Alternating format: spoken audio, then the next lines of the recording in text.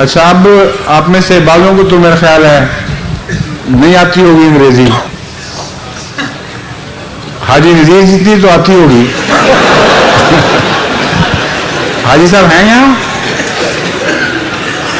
हाजी नजीर साहब को जानते हैं अक्सर लोग, आप कि नहीं जानते? रब्बा वाले तो सारे जानते हैं।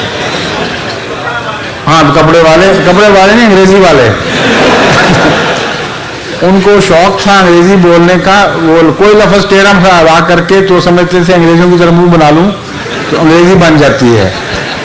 तो लोगों ने आहिस्ता आहिस्ता उनसे मोहब्बत भी बड़ी थी लोगों को, प्यार के रंग में, बुरे रंग में नहीं, छेड़ने की खातिर उनको कहना शुरू कर दिया, आप तो बड़ी अच्छी अंग्रेजी बोलते हैं।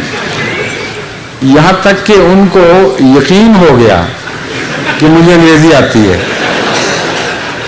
मैं जब पिछली दफ़ा फ्रैंकफर्ट आया तो नमाज के बाद मजलिस लगी, उसमें मेरे सामने जर्मन अहमदी दोस्त बैठे थे। उनसे मैंने अंग्रेजी में बात शुरू कर दी तो बाकी बात दोस्तों को समझ नहीं आ रही थी।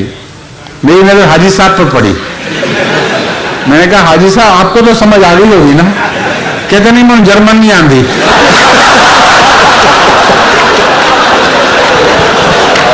अच्छा, अस्सलाम वालेकुम।